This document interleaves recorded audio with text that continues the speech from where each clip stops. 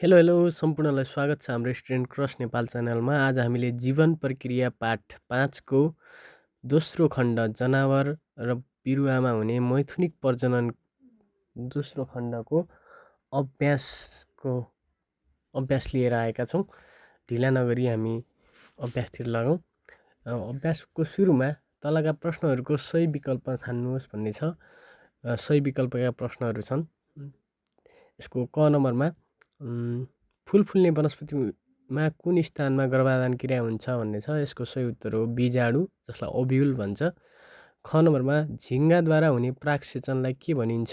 इन्टोमोफोली भन्छ। त्यसै गरी ग नम्बरमा तलका मध्ये कुन बुदाले परपरागसेचन क्रियाको अर्थ बुझाउँछ भन्ने छ। यसको सही उत्तर वंशाणुगत समान फुलबीज हुने परागसेचन। त्यस्तै गरी 9 नम्बरमा दिएका मध्ये कुन सजीवमा भित्री गर्भाधान क्रिया हुन्छ भन्छ। यसको सही उत्तर छ छेपारो। त्यस्तै गरी 6 नम्बरमा परागसेचन क्रियाको सम्बन्धमा कुन क्रम सही छ भन्ने छ। सुरुमा एन्थर, परागकण, स्टिग्मा र अङ्कुरण भन्ने सही उत्तर हुन्छ। त्यसै गरी माथि घ नम्बर छुटेछ, घ र च नम्बर। घ नम्बरमा चित्रमा बीले कुन भागको प्रतिनिधित्व गर्छ भन्ने छ। यसको सही उत्तर हो आ, परागनली। त्यस्तै गरी च नम्बरमा तलका कथनमा गर्भाधान क्रिया सम्बन्धी सही भनाइ छुट्याउनुहोस् भन्ने छ। त्यसको चाहिँ सही उत्तर आमा छ, जुन आई र डबल आई चाहिँ सही हुन्छ है। अब हामी फरकमा जाउँ। क्वेसन नम्बर 2 मा फरकको क नम्बरमा परागसेचन क्रिया र गर्भाधान क्रियाको फरक लेख्नुहोस् भनेको छ। जसको परागसेचन क्रिया भनेको फुलको पुङ्केसरमा भएका परागकणहरू स्त्रीकेसरको स्टिग्मासम्म पुग्ने प्रक्रियालाई परागसेचन भनिन्छ।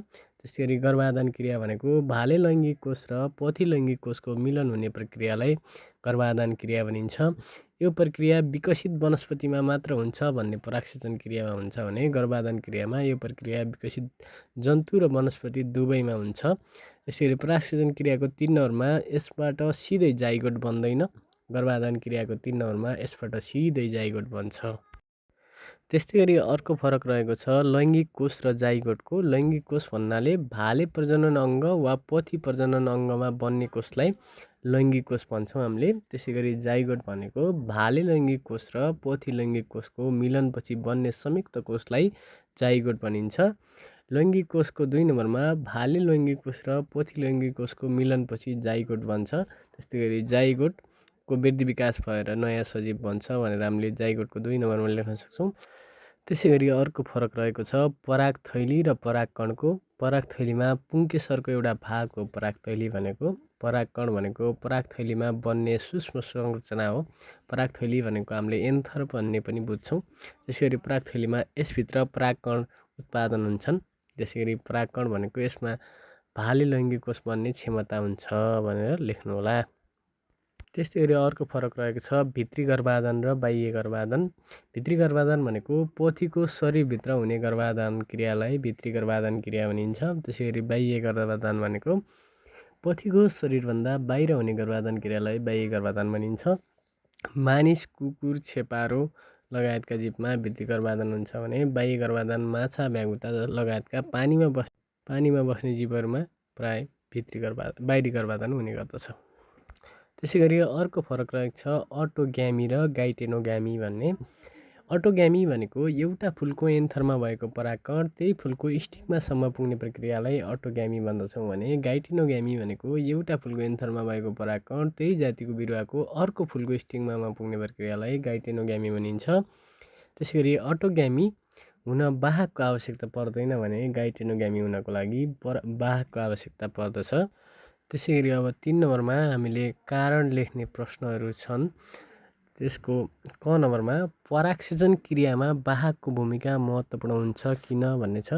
फुलमा भएका परागकणलाई स्टिग्मासम्म पुर्याउनको लागि र गर्भाधान क्रियालाई सफल बनाउनको लागि परपरागसेचन क्रियामा वाहकको भूमिका महत्त्वपूर्ण हुन्छ भन्ने छ, लेख्नुहोला। त्यसै गरी ख नम्बरमा मैथुनिक प्रजननमा भाले र पथी दुवै सजीवको आवश्यकता पर्छ किन भन्ने प्रश्न छ। यसको सही उत्तर भाले र पथीले शुक्राणु र डिम्ब उत्पादन गर्ने र ती शुक्राणु र डिम्बको मिलनबाट जाइगोट बन्ने हुँदा मैथुनिक प्रजननमा भाले र पथी दुवै सजीवको आवश्यकता पर्छ भनेर लेख्नुहोला। त्यसैगरी ग नम्बरमा बाह्य गर्भाधान क्रियामा पानी वा जमिन हुन्छ किन हुन्छ, पानी वा जमिन के हुन्छ किन भन्ने प्रश्न छ। यसको सही उत्तर बाह्य गर्भाधान क्रिया पोथीको शरीर बाहिर हुने गर्भाधान क्रिया हो। यो क्रिया पानीमा हुन्छ तर जमिनमा सम्भव हुँदैन, किनकि शुक्राणु पानीमा तैरिएर पोथीको डिम्बसम्म पुग्छ। साथै पानीले अन्डा र शुक्राणुलाई सुक्नबाट जोगाउँछ। त्यही भएर बाह्य गर्भाधान क्रिया चाहिँ प्राय पानीमा नै हुन्छ। त्यसै गरी 4 नम्बरमा तलको प्रश्नको उत्तर लेख्नुहोस् भन्ने छ। यसको क नम्बरमा परागसेचन क्रिया भनेको के हो, यसको उदाहरण दिनुहोस् भन्ने छ। फुलको एन्थरमा भएका परागकणहरू फुलको स्टिग्मासम्म पुग्ने प्रक्रियालाई परागसेचन भनिन्छ। उदाहरणको लागि मौरीले गुलाबको एउटा फुलबाट अर्को गुलाबको फुलमा परागकण पुर्याउनु भनेर हामीले लेख्न सक्छौँ। ख नम्बरमा परागसेचन क्रियाका प्रकारहरू स्वपरागसेचन र परपरागसेचन झल्कने चित्र देखाउनुहोस् भनेको छ। यसको स्वपरागसेचनको चित्र एउटै फुलको वा एउटै बिरुवाको फुलहरूबिच हुने परागसेचन भन्ने बुझिन्छ। त्यो चित्रमा हामीले एउटा फुल बनाएर त्यसका वरिपरि यसरी अघिल्लो चित्रमा देखाए झैँ गरेर देखाउनु होला। त्यसै गरी परपरागसेचन भनेको दुईवटा बिरुवा बनाएर तिनीहरूको फुलमा एउटा फुलबाट अर्को फुलमा गएको देखाउन सकिन्छ। यो चाहिँ किराको हावाको माध्यमबाट परपरागसेचन हुने गर्दछ। त्यसै गरी ग नम्बरमा रहेको छ दोहोरो गर्भाधान भनेको के हो, दोहोरो गर्भाधान हुने प्रक्रिया छोटकरीमा वर्णन गर्नुहोस् भनेको छ। एउटै भ्रूणकोशमा दुईवटा भाले लैङ्गिक कोषले दुई फरक संयोजन गर्ने प्रक्रियालाई दोहोरो गर्भाधान भनिन्छ। यो फुल फुल्ने वनस्पतिमा पाइन्छ। यसको प्रक्रिया चाहिँ यस प्रकारको छ। फुलको एन्थरमा भएका परागकणहरू पहिला स्टिग्मामा पुग्छन्, त्यसपछि परागनली हुँदै बीजाण्डतर्फ, बीजाण्ड भनेको यो ओभ्युल भन्न खोजेको, ओभ्युलतर्फ जान्छन्।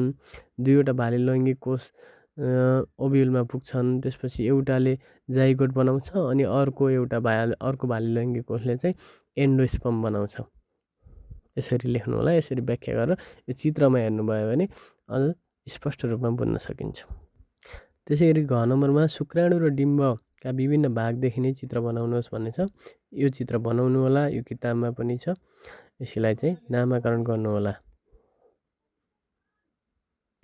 यो चित्र चाहिँ तपाईँले भिडियो पज गरेर पनि बनाउन सक्नुहुन्छ। त्यसै गरी 9 नम्बरमा एउटा कुकुरले 4वटा बच्चा जन्मायो भने यो जैविक क्रियालाई के भनिन्छ, मैथुनिक प्रजननमा लैङ्गिक कोषको भूमिका व्याख्या गर्नुहोस् भनेर लामो व्याख्या गर्ने प्रश्न दिएको छ। कुकुरले बच्चा जन्माउनु मैथुनिक प्रजनन हो, यो हामी सबैलाई थाहा छ। कुकुरले एकैपटक 4वटा बच्चा जन्माउनु भनेको बहुसन्तान जन्माउनु हो, यो कुरा पनि हामीलाई थाहा छ। यसको उत्तर कसरी लेख्ने भन्ने कुरा, मैथुनिक प्रजननमा लैङ्गिक कोषको महत्त्वपूर्ण भूमिका हुन्छ। भाले कुकुरको शुक्राणु र पोथी कुकुरको डिम्ब संयोजन हुँदा गर्भाधान हुन्छ र जाइगोट बन्छ। जाइगोट विभाजन र विकास हुँदै भ्रूण तथा पछि बच्चामा परिणत हुन्छ।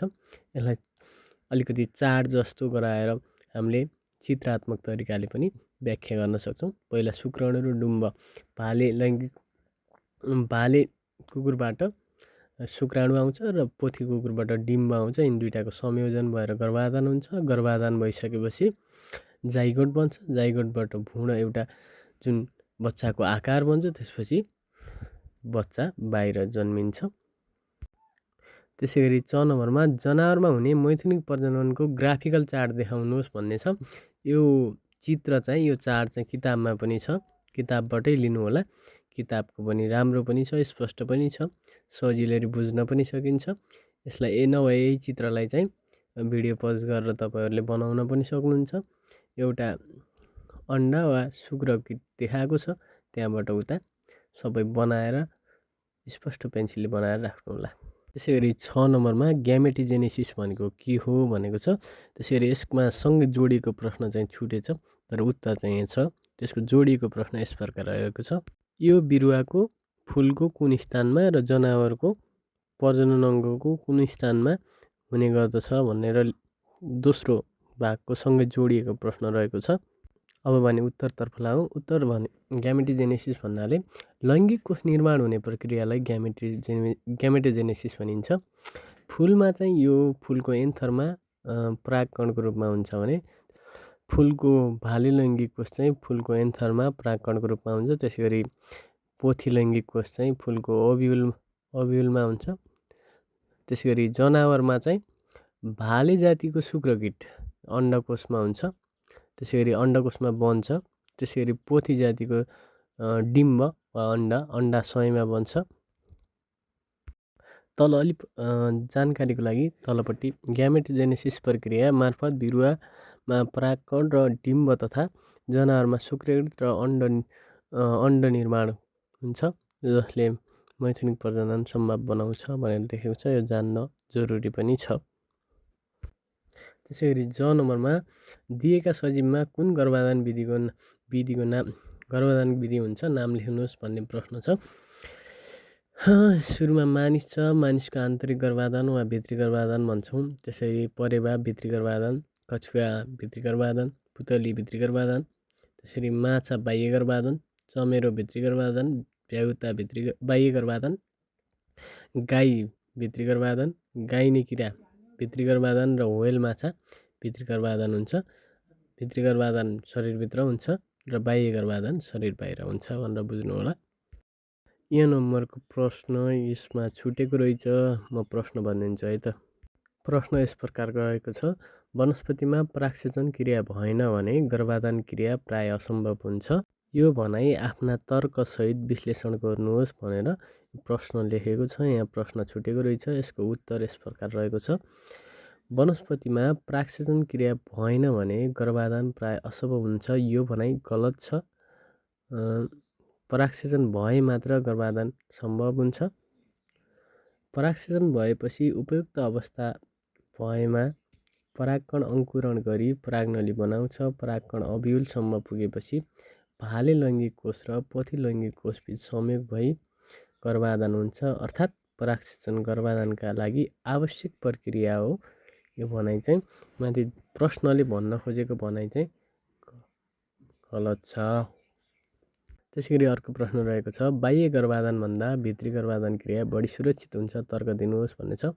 भित्री गर्भाधान बाह्य गर्भाधानभन्दा सुरक्षित हुन्छ, किनभने लैङ्गिक कोषहरू शरीरभित्रै भेट हुने भएकाले निषेचनको सम्भावना बढी हुन्छ। शुक्रकीट र डिम्बलाई बाहिरी वातावरणबाट सुरक्षा मिल्छ।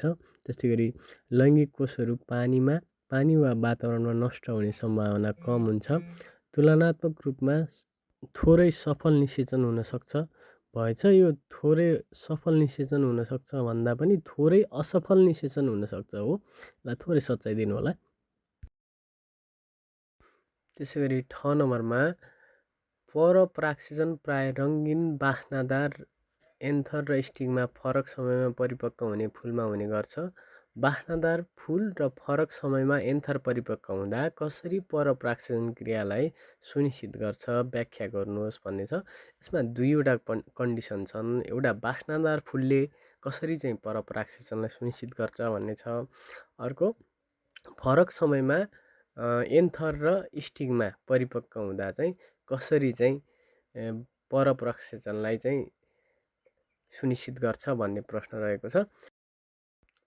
यसको उत्तर रहेको छ। बास्नादार फुलले चाहिँ फुलको बास्नाले किरा फट्याङ्ग्रालाई आकर्षित गर्छ। किराहरू रस चुस्न आउँदा परागकण एक फुलबाट अर्को फुलको स्टिग्मामा पुगेर परपरागसेचन हुन्छ भन्ने छ। त्यसै गरी फरक समयमा एन्थर र स्टिगमा परिपक्व हुँदा चाहिँ के हुन्छ भन्दाखेरि एन्थर र स्टिगमा फरक समयमा परिपक्व हुँदा आफ्नै फुलमा स्वपरागसेचन हुन पाउँदैन, जसले गर्दा अनिवार्य रूपमा अर्कै फुलबाट परागकण आउनुपर्ने भई परपरागसेचन सुनिश्चित हुन्छ। यो पाठको अन्तिम प्रश्न दिएको फुलको चित्र अध्ययन गरी तलका प्रश्नको उत्तर दिनुहोस् भन्ने प्रश्न छ।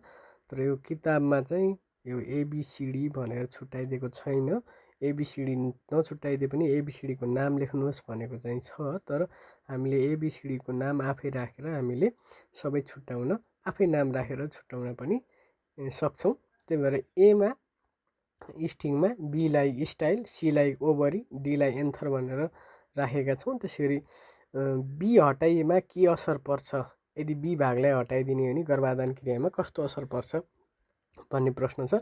यसको सही उत्तर यदि भाग बीलाई हटाइएमा परागकण स्टिगमा एबाट ओभरी सीसम्म पुग्न पाउँदैन, यसले गर्दा गर्भाधान क्रिया हुन सक्दैन भनेर उत्तर लेख्नु होला। हामीले यो अभ्यासका सबै प्रश्नलाई हल गरिसकेका छौँ। अर्को अभ्यास यही पाठको अर्को खण्ड तेस्रो खण्ड बिउको अभ्यास हामी भोलि लिएर आउनेछौँ। यो भिडियो तपाईँहरूलाई कस्तो लाग्यो कृपया भिडियोलाई एक लाइक दन्काइदिनु होला। अनि त्यसपछि हाम्रो स्टुडेन्ट क्रस नेपाल च्यानल सम्झेर फर्केर फेरि यहीँ आउनु होला। तपाईँले खोजेका सबै कुराहरू म यहीँ राखिदिनेछु। धन्यवाद।